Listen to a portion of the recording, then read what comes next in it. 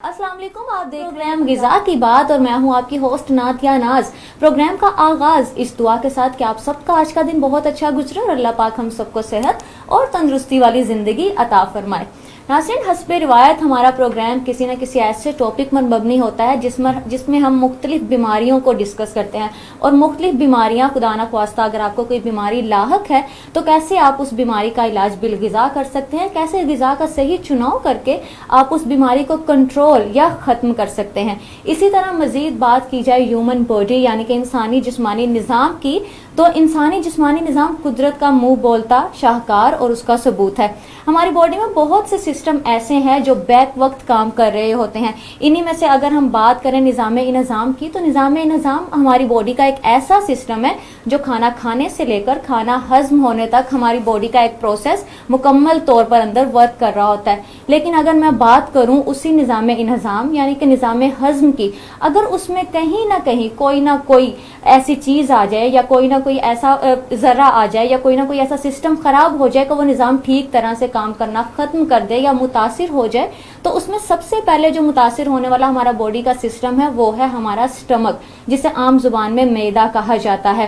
नाज़रीन, अगर मैदा डिस्टर्ब हो जाए, हमारा निज़ाम ठीक तरह से काम ना कर रहा हो, तो हमारे बॉडी में बहुत सी मुख्तलिफ किस्म की बीमारियां और तकालीफ लाहक हो सकती हैं। उन तमाम तकालीफ से कैसे आप बच सकते हैं और उन तकालीफ का इलाज आप कैसे बिल गिज़ा कर सकते हैं, कैसे निज़ाम को गिज़ा का सही चुनाव करके बिल्कुल ठीक किया जा सकता है, कंट्रोल किया जा सकता है, इन तमाम बातों पर आज हम तफसीली गुफ्तगू करेंगे। हमारे आज का टॉपिक निज़ाम से मुंसलिक बीमारियां और गिज़ा का किरदार के मौजू पर मबनी है और इन तमाम बातों पर तफसीली गुफ्तगू करने के लिए हमारे साथ आज शो में मौजूद हैं माहिर गिज़ायात माहा जावेद। अस्सलाम वालेकुम माहा, कैसी हैं आप? ठीक, अल्हम्दुलिल्लाह। आपका क्या? अल्लाह का शुक्र, मैं भी बिल्कुल ठीक हूँ। इससे पहले कि प्रोग्राम का बाकायदा आगाज किया जाए, मेरी तमाम देखने वालों से गुजारिश है कि प्रोग्राम को ज्यादा से ज्यादा शेयर करें ताकि प्रोग्राम में बताई जाने वाली जितनी भी गिज़ाई हिदायत, मुफीद मशवरे, इंस्ट्रक्शंस और प्रिकॉशंस हैं वो सिर्फ आप तक महदूद न रहें बल्कि आपके अपनों और प्यारों तक भी पहुंच सके। माहिर, सबसे पहला मेरा सवाल आपसे यह निज़ाम की मैंने अभी बात की, डाइजेस्टिव सिस्टम है। आम बंदा अगर देखे तो वो ये कहता है कि निज़ाम है कि उसने खाना खाया और खाना हजम हो गया, लेकिन ये डाइजेस्टिव सिस्टम असल में हमारी बॉडी का कैसा निज़ाम है, इसको आप थोड़ा डिस्क्राइब करते हैं। अच्छा, आज का जो शो है वो बहुत ज्यादा मतलब कि इम्पोर्टेंट है कि जो हर इंसान का जो डाइजेस्टिव सिस्टम है किस तरह वो वर्क करता है। बिल्कुल, क्योंकि अगर आप देखें काफी ज्यादा लोगों को ये शिकायत होती है कि जी हमने रात को सोए, सुबह उठे तो हमें तेजाबियत हो रही है। बिल्कुल ऐसा है। हम सोते सोते हमें लगा हमारा सांस रुक गया क्योंकि एकदम से तेजाब लगा हमारे कान में आए या हमारे नाक में या हमारे हलक में आए, जिससे आपको चोकिंग हो जाती है। उसके बाद फिर कहते हैं कि हमने कुछ खाना खाया तो लगा मैदे में दर्द हो रहा है। बिल्कुल, पानी पिया तो ऐसा लगे कि जैसे आपको फूड पॉइजनिंग हो गई है, आपने कंटेमिनेटेड खाना खाया तो आपको लगा फूड पॉइजनिंग हो गई है, डायरिया हो गया है। कॉन्स्टिपेशन की बात करते हैं तो डाइजेस्टिव सिस्टम हमारा वो है, हमारा माउथ से लेके, ठीक है, जो हमने खाना खाया, बिल्कुल, खाना मैदे में गया, स्टमक में गया, एब्जॉर्ब हुआ और फिर किस तरह वही खाना आपको एनर्जी प्रोवाइड करता है। अब इसमें हमारे डिफरेंट ऑर्गन्स आते हैं, हर ऑर्गन का अपना अपना जो है वो फंक्शन है। बात करेंगे अगर हम डाइजेस्टिव सिस्टम की, तो डाइजेस्टिव सिस्टम जो होता है वो स्टार्ट होता है आपके मुंह से, आपके माउथ से, ठीक है। फिर वो जाते हैं मतलब कि इसोफेगस, फिर उसके बाद आपका जो खुराक की नाली होती है, फिर उसके बाद मैदा आ जाता है, फिर मुख्तलिफ किस्म के, फिर आपका उसमें जिगर भी आ जाता है, उसमें आपका लबलबा जिनको हम पेनक्रियाज कहते हैं वो भी आ जाता है, पित्ता आ जाता है जिसको हम गॉल ब्लैडर कहते हैं। और फिर किस तरह मतलब कि हर ऑर्गन का क्या क्या फंक्शन है, डाइजेशन से स्टार्ट होगा एब्जॉर्प्शन और यूटिलाइजेशन तक कि जो हमने खाना खाया वो हमें तवानाई मतलब कि किस तरह फराहम कर रहा है। अब इसमें क्या है, खाने का इतना बड़ा रोल है कि डिपेंड कर रहा है कि आप जो है किस टाइप का खाना खा रहे हैं, ठीक है, कितनी चाय पी रहे हैं, कितनी कॉफी जो है वो आप पी रहे हैं, कितनी जो कार्बोनेटेड ड्रिंक्स आती हैं, सोडास आते हैं, आप कितना कंज्यूम करते हैं, रात को आपने कब खाना खाया, रात को आपने कब खाना नहीं खाया, पूरा दिन हम भूखे रहते हैं। जिन लोगों की प्रैक्टिस है, जब रात को एकदम से पेट भर के खाते हैं तो तबीयत खराब होना शुरू हो जाती है। अभी देख लें जिस तरह ये जो रमजान हमारा गुजरा है कि जो आप पूरा रोजा रखते हैं, ठीक है, बिल्कुल। पूरे आपके 16 से 17 घंटे की फास्टिंग है, आपने रोजा रखा हुआ है, आपका जो है मैदा वो खाली है, बिल्कुल ठीक ऐसा है। बट अगर आप एकदम से इफ्तार में आपने ज्यादा खा लिया, फिर क्या होगा कि आपको लगता है कि तेजाबियत शुरू हो गई है, लेट रहे हैं तो तबीयत खराब हो रही है, दिल घबरा रहा है। अच्छा, फिर क्या होता है जब हम अपने जो डिटेल में हम बात करेंगे इस पे, जो लोग लेट नाइट खाते हैं, बिल्कुल, अक्सर उन्होंने नोटिस किया है कि जब हम कहते हैं सुबह उठते हैं हमारे मुंह में छाले बन रहे हैं। एग्जैक्टली, जुबान पे छाले बन रहे हैं, हमारे मुंह में छाले बन रहे हैं। वो क्यों बन रहे हैं कि जब आप लेट नाइट खाना खाते हैं तो जो तेजाबियत होती है, जो एसिडिटी होती है, उससे क्या होता है आपके जो मुंह में अल्सर्स बनना शुरू हो जाते हैं। अक्सर क्या होता है, फिर मैं बात रिपीट करूंगी कि कानों से बहुत बुरा एसिड आता है और नाक से एसिड आता है। वो क्यों कि हमने जो थी डीप फ्राइड चीजें खा ली, उनकी जो लेट नाइट होम डिलीवरीज होती हैं, यानी आप कहते हैं ना एनर्जी डेंस फूड्स होते हैं, आपको सिर्फ वो बैड कैलोरीज दे रहे हैं लेकिन आपको उसमें से कुछ न्यूट्रिशन नहीं मिल रहा। आप स्पाइसी फूड्स बहुत ज्यादा खा रहे हैं जिसकी वजह से आपको लगता है कि जी मैदे में जलन होना शुरू हो गई है।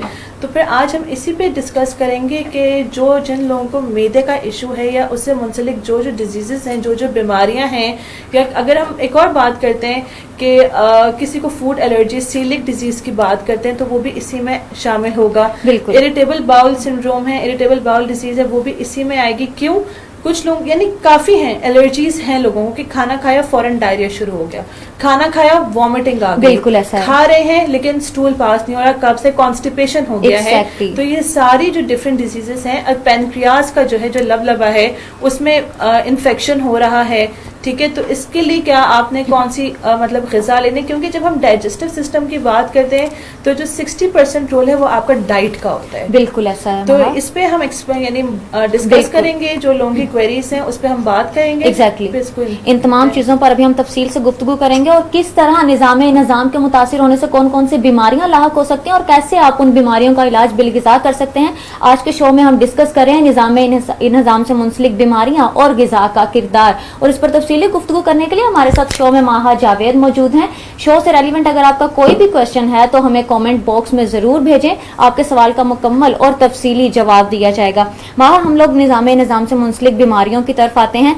ऐसी कौन कौन सी बीमारियां हैं जो निज़ाम डाइजेस्टिव सिस्टम के खराब होने से पैदा हो सकती हैं? नादिया, सबसे जो मेन आपका है ना इशू, वो होता है आपका गैस्ट्राइटिस, ठीक है। मैदे में जलन हो रही है, मैदे में दर्द हो रहा है, सही, तेजाबियत हो रही है, सीने में जलन हो रही है, ये सबसे कॉमन है। फिर वही बात है, ये क्यों कॉमन है? फिर मैंने बात की है डाइट की वजह से। जो आप डाइट ले रहे हैं डिपेंड करे कि आप कौन सी डाइट ले रहे हैं, ठीक है। फिर उसके बाद हम बात करते हैं, आपका ये हो गया एसिडिटी हो गया, आपका हार्ट बर्न हो गया, जो मेन मैं आपको बता रही हूँ। फिर दूसरा क्या आता है, हम गर्मियां स्टार्ट हो रही हैं, ठीक है। खाना आप किस तरह फ्रिज में रख रहे हैं, कितने दिन का खाना इस्तेमाल कर रहे हैं, चीज आपने खरीदी, आपने उसको रेफ्रिजरेटर में नहीं रखा, आपने उसको फ्रीजर में नहीं रखा, उसमें बैक्टीरिया आ गया, खाना खराब हो गया। आपको बेशक उसमें स्मेल ना है, कुछ ना है, लेकिन उसमें बैक्टीरिया, जरासीम आ जाता है, वो खाएंगे आपको फूड पॉइजनिंग। गर्मियां हैं तो गैस्ट्रो बहुत ज्यादा जो है वो बहुत ज्यादा कॉमन हो जाता है। फिर पानी, ठीक है, पानी की कमी हो जाती है। पानी की कमी होती है, जो पानी कंटामिनेटेड होता है वो अगर आप पी लें उससे बहुत ज्यादा आपकी तबीयत खराब होती है, ठीक है। कॉलरा जो हैजा है गर्मी में बहुत ज्यादा देखा गया है।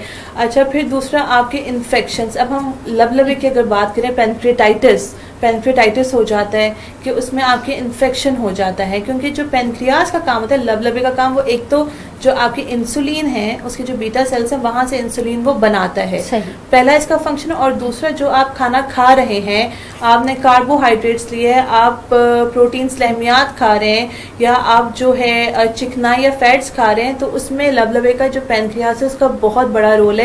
उसने वो एंजाइम सिक्रिएट करने हैं कि जो उसकी डाइजेशन में हेल्प करे। अब जब पेनक्रियाज में इन्फेक्शन स्टार्ट हो गया है तो वो अपना काम प्रॉपर नहीं कर पाएगा, सही। तो इसके लिए भी हमने डाइट बतानी है। फिर एक और बहुत है, गर्मियां भी शुरू है, टाइफाइड बहुत ज्यादा चल रहा है। ये भी अगर हमारा डाइजेस्टिव सिस्टम खराब हो तो नहीं, जो टाइफाइड है वो बैक्टीरिया जो होता है, ठीक है, ये इसकी वजह से होता है, ठीक है। सैल्मोनेला, ये जो सारे हमारे बैक्टीरिया, जो भी हमने खाना खाया है, अगर उसमें खुदा ना खास्ता कोई बैक्टीरिया आ जाता है तो जो टाइफाइड का जो सबब बनता है उसकी वजह से जो है आपको टाइफाइड हो जाता है। तो ये सारी डिजीजेस हैं मेनली जो गर्मियों में डिस्कस करते हैं। एक तो ये आपकी तेजाबियत वाली होगी, और जो फूड पॉइजनिंग होती है उसके अलावा फिर हम क्या करते हैं, आहिस्ता आहिस्ता आते हैं, फिर कुछ डिजीजेस होती हैं।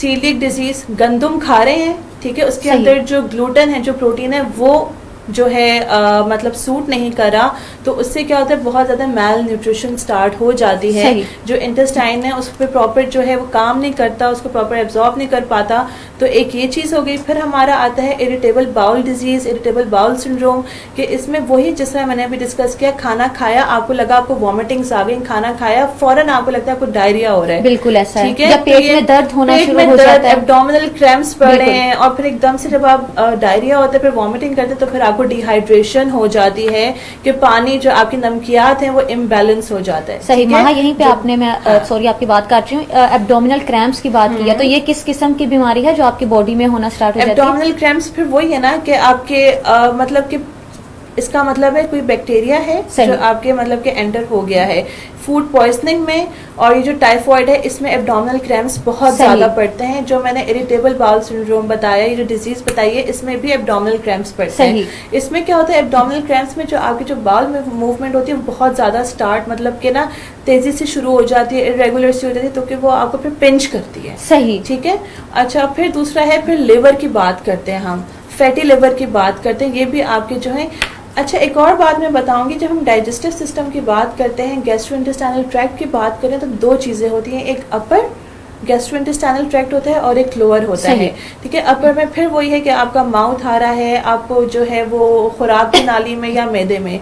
लेकिन जब हम बात करते हैं लोअर की, तो उसमें आपके ये लिवर भी आ जाता है, जिगर भी आ जाता है, लबलबा पेनक्रियास भी आ जाता है, पित्ता भी आ जाता है। तो सारी चीजें फिर उससे जो मुंसलिक होती सही। हैं, उससे जो फिर बीमारियां होती हैं, उसका फिर हम ग़िज़ा से किस तरह इलाज कर सकते हैं वो आज हम बताएंगे। बिल्कुल जी महा, जितनी तफसील से आपने बताया है, इसका मतलब है कि अगर डाइजेस्टिव सिस्टम हमारा ठीक से काम नहीं करा तो बहुत बेतहाशा बीमारियां बहुत ऐसी ज्यादा हैं जी, जो बिल्कुल। बॉडी में पैदा होना शुरू हो जाती हैं। और इसी तरह हमारे पास, क्योंकि हमने टाइफाइड की बात की थी, जीशान शेख हैं, कह रहे हैं कि cause of typhoid fever kindly, कि किस तरह का टाइफाइड फीवर जो है हमारा डाइजेस्टिव सिस्टम अगर मुतासिर है तो हो जाता है। टाइफाइड फीवर हमेशा याद रखें कि जो हमारा होता है बैक्टीरिया, जब खाने में आ जाता है, ठीक है, सैल्मोनेला की बात करते हैं, वो हमने खाया तो आपको एकदम से फील होता है, कल हमने कुछ खाया था, उसके बाद हमें लगा हमारी तबीयत खराब हुई। सही। अब आप डॉक्टर के पास जाते हैं, डॉक्टर पूछते हैं आपने क्या खाया था, जी कल हमने मीट खाया था, या कल हमने कोई होम डिलीवरी की थी, या मीट था वो बाहर पड़ा रह गया था, हमने उसको रेफ्रिजरेट नहीं किया था, लेकिन उसमें से कोई स्मेल नहीं आ रही थी, सही। वो बिल्कुल ठीक था, हमने पकाया, उसके बाद मुझे लग रहा है कि मेरे ना पेट में दर्द हो रहा है। अच्छा, अब जब दर्द होता है दो टाइप के, एक होता है मैदे का दर्द जो गैस्ट्राइटिस होता है, और एक होता है पेट का, जो मैं एब्डोमिनल क्रैम्प्स की बात कर रही थी। उसके बाद क्या होता है, आपको शाम को आहिस्ता आहिस्ता लगना शुरू होता है लो ग्रेड फीवर, 99, 100, 99.8 इतना आपको बुखार रहना शुरू हो जाता है, और फिर आपको एकदम से थकावट शुरू हो जाती है, बुखार नहीं जा रहा, वीकनेस हो रही, खाने का दिल नहीं कर रहा, आप अपना टेस्ट कराते हैं, टाइफाइड डॉट कराते हैं, सही। तो जी उसमें आ जाता है, या विडॉल टेस्ट जो है उसमें आ जाता है कि जी आपको टाइफाइड है। ठीक है। अब इसमें क्या है, एक और इम्पॉर्टेंट बात, एक दफा आपको टाइफाइड हो गया, अब आपने उसको न्यूट्रिशन के थ्रू किस तरह सही करना सही। है। अगर शुरू शुरू में पता चल जाए टाइफाइड है, तो वो आराम से न्यूट्रिशन के थ्रू हो जाता है, मतलब कि आप उसको कवर कर लेते हैं। जब हम बात करते हैं टाइफाइड की, इसका मतलब कि जो आपकी इंटेस्टाइन्स है ना, उसमें इन्फेक्शन हो गया है। सही। ठीक है, आपके इंटेस्टाइन्स में इन्फेक्शन हो गया है।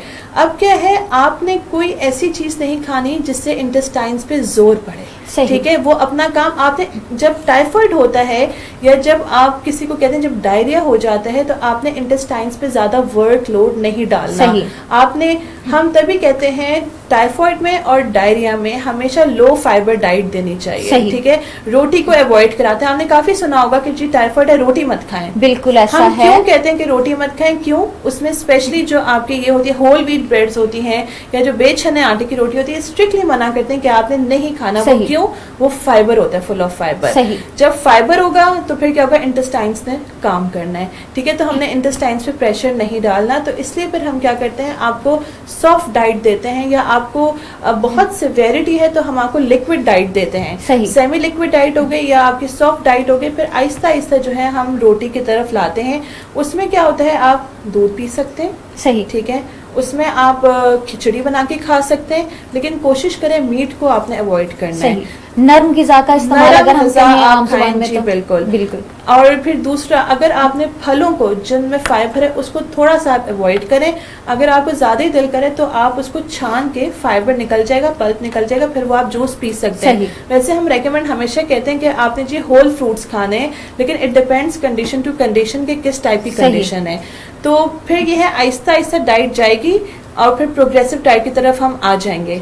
तो याद रखें कि जब भी, और ये जो आपकी होती है ना हरे पत्ते सब्जियां जो होती हैं, ये जो कॉम्प्लेक्स कार्बोहाइड्रेट्स होते हैं, पॉलीसैकेराइड्स होते हैं, ये भी आपने अवॉइड करने, क्योंकि जितना मतलब कि इंटेस्टाइन्स पे जोर कम पड़ेगा उतनी जो है आपकी जो तबीयत है, जो टाइफाइड है, वो बेहतर होना शुरू हो सही। जाएगा। माहा यहीं पे तफसीली रहनुमाई भी कर दें कि फाइबर जिन फलों में है और जिन सब्जियों में है जो कि आपने अवॉइड करनी है वो कौन कौन सी हैं, ये तफसील से बता दें।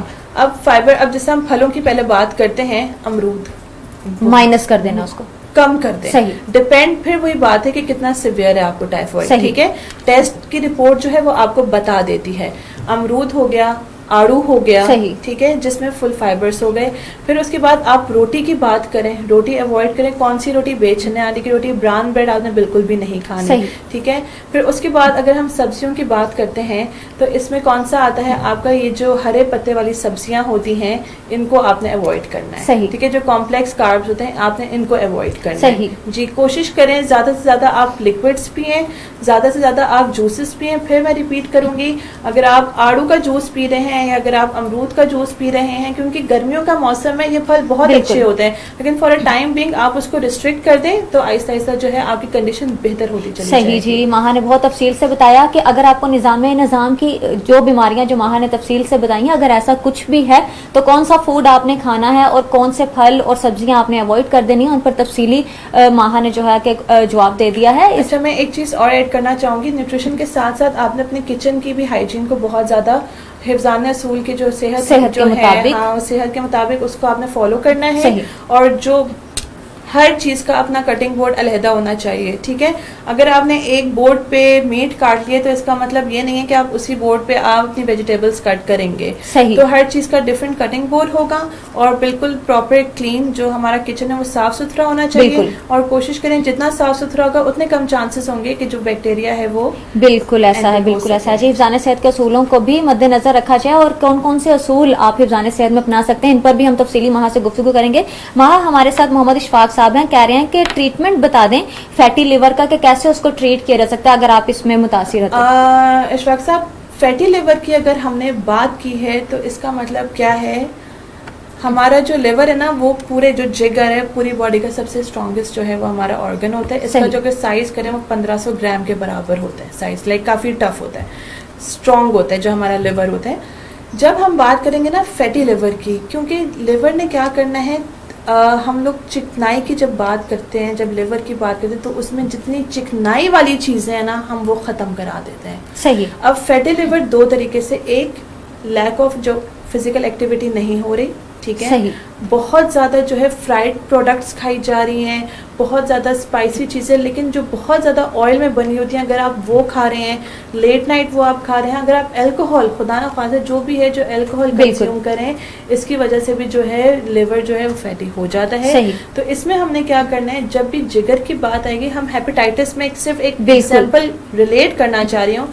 जब हेपेटाइटिस होता है इसका क्या मतलब होता है कि आपके जो है लिवर में इन्फेक्शन, बिल्कुल राइट। तो इसमें क्या करते हैं हम, फिर वही जो चिकनाई वाली चीजें हैं, ये बड़ा गोश्त हो गया, ये बीफ हो गया, मटन हो गया, जो ऑर्गन मीट्स हो गए, ये हम मना कर देते हैं कि आपने बिल्कुल नहीं खाने। जो लीन मीट्स हो गए, दालें वगैरह हो गई, हम उसकी तरफ ले आते हैं और हम कहते हैं कि आपने मैक्सिमम जूसेस पीने हैं।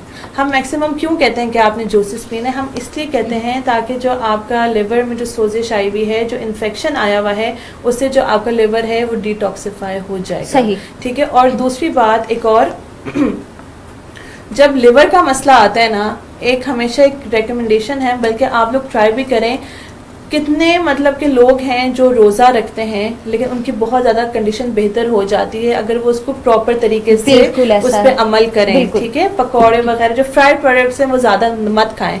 तो इसलिए अगर लिवर का इशू है, फैटी लिवर का है, आप कोशिश करें इंटरमिटेंट फास्टिंग को जहन में रखते हुए आपने ट्राई करें कि रात को आप 7 बजे खाना खा लें, ठीक है, फिर उसके बाद अगले दिन आप सुबह 8 बजे खाएं।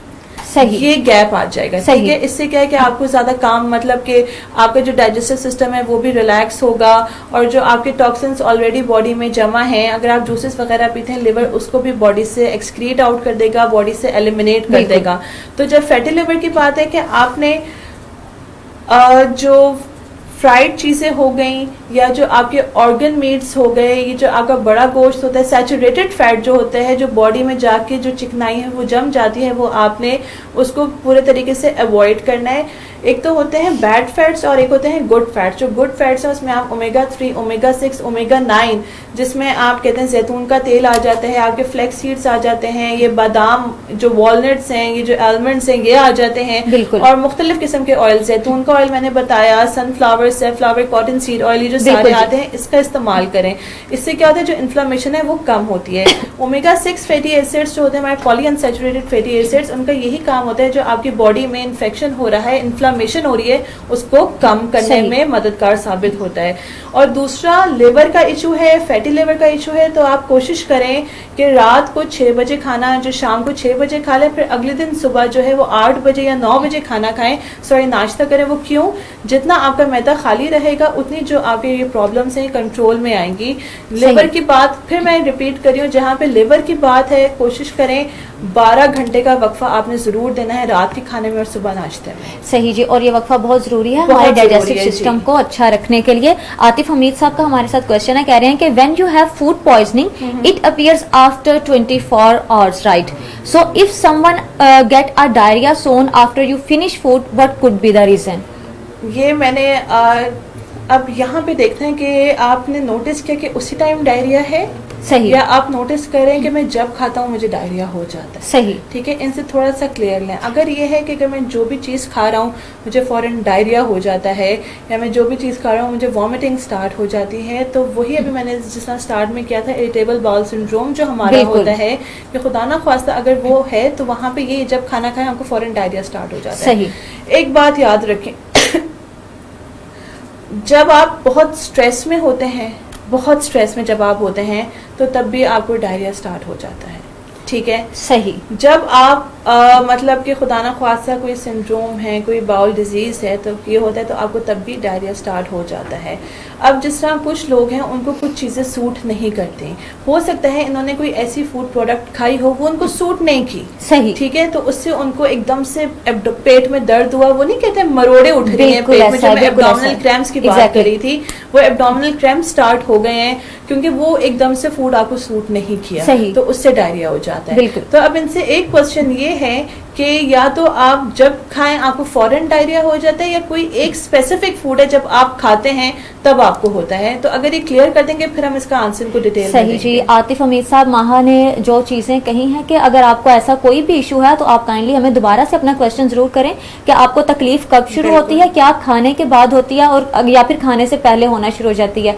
आपके सवाल का तफसीली जवाब दिया जाएगा, ठीक है। माहा जावेद हमारे साथ मौजूद हैं आज के शो में। निजाम से मुंसलिक बीमारियां और गिज़ा का किरदार पर आज के हमारे शो का टॉपिक है। आपका टॉपिक से रेलिवेंट कोई भी क्वेश्चन है तो हमें अपना क्वेश्चन जरूर कमेंट करें। माहा, इसी के साथ हम मजीद बात करें, अगर निज़ाम खराब हो गया तो निज़ाम काफी लोग पूछ भी रहे हैं कि खराब होने से क्या आपका बीपी हाई और लो भी हो सकता है इसकी वजह से? बिल्कुल बिल्कुल। क्यों? जब हमने बात की डाइजेस्टिव सिस्टम की, डाइजेस्टिव सिस्टम में मैंने सारे आपको वो ऑर्गन्स बताए जो कि आपके बॉडी में होते हैं, जो कि आपको डाइजेशन, जो डाइजेस्टिव सिस्टम है उसकी जो मतलब के फंक्शनैलिटी है उसमें वो हेल्प करते हैं।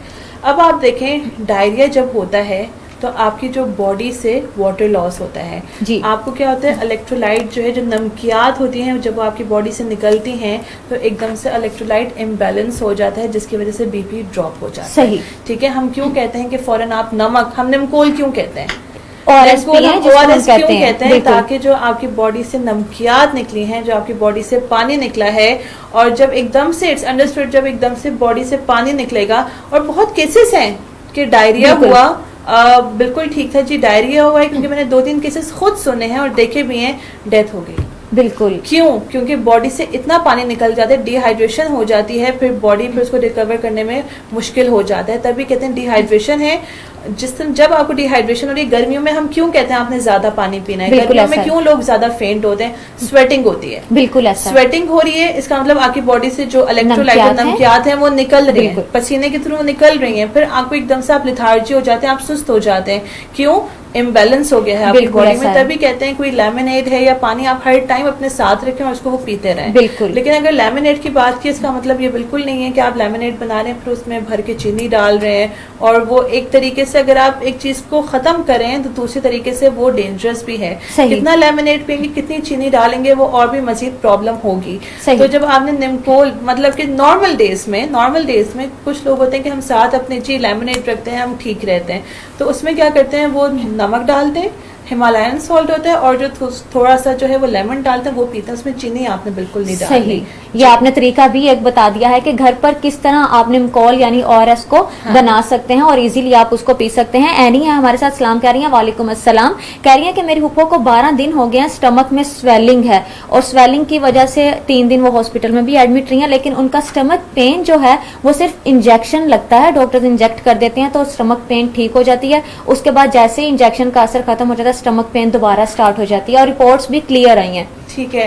यानी ये जो आपने पूरी सिचुएशन बताई है कि एक दफ़ा मैं फिर कहूँगी कि आप अपने ना डॉक्टर से कंसल्ट करें, क्योंकि क्यों स्वेलिंग हो रही है। सही। ठीक है। आपको क्या खुदा ना ख्वास्ता कोई एसाइटिस तो नहीं हो गई, खुदा ना ख्वास्ता कोई लिवर का मसला तो नहीं हो गया है। सही। तो इसका क्या होता है, एक डिटेल, क्योंकि डॉक्टर आपको बेहतर जो है वो गाइड करेंगे, तो वो सारे फर्दर टेस्ट कराएंगे। जब रिपोर्ट्स आ जाती हैं फिर हम कह सकते हैं कि अब देखें, फिर वही बात है ना, मैदा, अब हमें नहीं पता कि कहाँ पे जी वो सोजिश हो बिल्कुल रही, ऐसा क्या है। वो मतलब कि मैदे में लग रहा है या आपको लिवर की साइड पे लग रहा है, जिगर की साइड पे लग रहा है, अभी हम कुछ नहीं कह सकते। सही। फिर अगर आपको लग रहा है मैदे की है, तो एक तो सबसे पहले इम्पोर्टेंट बहुत ज्यादा की स्वेलिंग क्यों हो रही है उसका आप वर्कअप करें। सही। ठीक है। आप अपने सारे टेस्ट कराएं। अगर आपको लगता है कि जी हाँ मैदे में मसला आ रहा है, फिर हम आपको उसके बाद डाइट बताएंगे। वो मैं डाइट आपको अभी से बताती हूँ। स्पाइसी फूड सबसे पहले आप मना करते हैं। सही। आपने स्पाइसी फूड्स नहीं खाने, और आपने क्या करना है, ये जो डीप फ्राइड चीजें होती हैं आपने ये नहीं खानी है। ठीक है। सही। जब बॉडी में इन्फेक्शन आ जाए, कोशिश करें आपने अपनी डाइट में जरूर ये जो मतलब ओमेगा 3 ओमेगा 6 जो मैं बार बार हर शो में ये बताती हूँ, वो हम इसलिए लेते हैं क्योंकि आपकी जो बॉडी में कोई ना कोई इन्फेक्शन है उसको कंट्रोल कर लेता सही। है। फिर दूसरा एक और कि कोशिश करें रात को 7 से 8 बजे खाना खा लें, खाना सही। खाते फौरन ना लेट जाएं। अगर आपको लगता है कि आपको एसिडिटी है, क्योंकि अभी मुझे इनकी पिक्चर क्लियर नहीं पता, सही। ठीक है, अगर आपको लगे कि एसिडिटी हो रही है तो आपने क्या करना है, थोड़ा सा दूध लेना है और उसमें ज्यादा सा ठंडा पानी डालना है, और वो आपने 1/4 कप भी नहीं उसको बनाना, और वो हार्डली 2 to 3 सिप्स बनेंगे, वो आपने पी जाना है इन केस अगर वो एसिडिटी हो रही है। सही। फिर मैं रिपीट कर रही हूँ क्योंकि मुझे इनकी पिक्चर क्लियर नहीं हो रही कि Exactly. स्वेलिंग किस वजह से हो रही है। किसी गैस्ट्रोएंटरोलॉजिस्ट से आप कंसल्ट करें, वो फिर आपको बताएंगे। सही। महा, अगर इनके लिए आप कोई टेस्ट रेकमेंड करें तो वो कौन कौन से होंगे ये कि इनको करवा लेने बिल्कुल जो चाहिए? है ये डॉक्टर रेकमेंड करेंगे। हम यहाँ पे प्लेटफॉर्म करेंगे न्यूट्रिशन के थ्रू, बिल्कुल ठीक है, ऐसा है। क्योंकि डॉक्टर्स नो बेटर कि कौन कौन से टेस्ट है, क्योंकि उनका प्रॉपर वो चेक करेंगे, उनका वर्कअप करेंगे, फिर वो उनको टेस्ट रेकमेंड करके देंगे। सही जी। इसी के साथ हमारे साथ वकास शेख साहब हैं, कह रहे हैं कि डाइजेस्टिव सिस्टम में अगर आपको फील हो कि बहुत ज्यादा मतलब उभार या फैलाव सा फील हो रहा है और ऐसा लग रहा है कि पेट में जैसे हवा भरी हुई है, तो उसका क्या सोल्यूशन है ये बता दें, और वो किस वजह से हो जाता है? अच्छा, अब यहाँ पे एक और बात आ जाती है कि अगर आपको लग रहा है कि स्वेलिंग है, ठीक है, दो चीजें होती हैं, खुदा ना खास्ता अंदर कोई इन्फेक्शन तो नहीं हो रहा, सही। ठीक है, कोई इन्फ्लामेशन तो नहीं हो रही है, फिर वही बात है कि आप कराते हैं वर्कअप अपना। सही। ठीक है। फिर दूसरी बात है कि आप देखें कुछ मतलब कि खाने वगैरह जो हम खाते हैं उससे भी आपको ब्लोटिंग फील होती है, कि आपको लगता है जी पेट भारी भारी हो रहा है, ब्लोटिंग हो रही है हमें, तो याद रखें वो वाली सब्जियां जिसमें हमें जब ब्लोटिंग की बात होती है ना, तो कैबेज को हम अवॉइड कराते हैं। ठीक है। जो शिमला मिर्च होता है हम इसको भी अवॉइड कराते हैं। कोशिश जो ग्रीन वेजिटेबल्स होते हैं उनको थोड़ा सा हम कम रखते हैं डाइट में, ये ब्लोटिंग कॉज करती है। सही। तो इन तमाम चीजों को माइनस कर देना चाहिए। लेकिन फिर पता है मैं आपको बताती हूँ नादिया, हमारे डाइजेस्टिव सिस्टम का इशू ना बहुत कॉम्प्लिकेटेड है। बिल्कुल ठीक है। exactly। एक चीज अगर हमें दर्द पेट में एक जगह हो रहा है ना, हमें नहीं पता चल रहा था दर्द मतलब के कहाँ जा रहा है और कहाँ से आ रहा है। मैं आपको एक छोटी सी एग्जाम्पल देती हूँ। अगर हमारे मैदे में दर्द होता है ना, तो एक होता है रेफर्ड पेन, वो आपको लगता है कुछ लोगों को इतना सिवियर दर्द होता है कि वो मैदे से होते होते कमर में चला जाता है। सही। अब कमर के दर्द का क्या ताल्लुक है डाइजेस्टिव बिल्कुल सिस्टम से? ऐसा है। ठीक है, जिनको अपेंडिक्स होती है, अपेंडिसाइटिस होता है जिनको, उनका जो दर्द है, मेजोरिटी का दर्द वो कहाँ से स्टार्ट होता है? मैदे से। सही। अब अपेंडिक्स तो राइट साइड पर है। Exactly। ठीक है, तो फिर वो ये कि इन्फेक्शन फैलता जा रहा है, या इन्फेक्शन एकदम से स्टार्ट हुआ है जिसको हम एक्यूट कहते हैं। ठीक है, एक्यूट अपेंडिसाइटिस, एकदम से जी अपेंडिक्स हो गया। सही। सुना, सुबह तक ठीक था, बिल्कुल एकदम से अपेंडिक्स हो गया। हिस्ट्री देते नहीं, मुझे यहाँ दर्द नहीं है, मुझे मैदे में दर्द हो रहा है। सही। फिर पूरा वर्कअप होता है, फिर पता चलता है कि जिसको तो अपेंडिसाइटिस है। तो इस वजह से फिर मैं कहती हूँ, अगर आपको खुदा ना खासा कोई मसला होता है तो आप अपने टेस्ट कराएं, आप अपने डॉक्टर बिल्कुल के जी। पास जाएं। अगर हाँ, इट्स अंडरस्टूड, अगर हमने कोई खाना खाया उसके बाद तबीयत खराब हुई, वो हमें कंफर्म है, हमें फूड पॉइजनिंग। बिल्कुल जी। ठीक है, वॉमिटिंग्स आ रही है, डायरिया हुआ है, वो हमें पता चला है जी फूड पॉइजनिंग बिल्कुल है। ऐसा। रात को हमने होम डिलीवरी की, या हमने रात को कोई हैवी चीज खाई, Exactly। या खाना खाते ही हम सो गए, तो इसका मतलब है सुबह उठे तबीयत खराब है जी, रात को खाया था मीट खाया था, वो डाइजेस्ट नहीं हुआ। बिल्कुल। ठीक है, तो ये चीजें हमने, जब डाइजेस्टिव सिस्टम की बात आती है तो आपने अपने टाइमिंग्स का बहुत ध्यान रखना होता है। अच्छा, फिर कुछ लोग ऐसे हैं कि निगलने में मसला होता है। बिल्कुल। हमने खाना खाया, हमसे निगला नहीं जा रहा।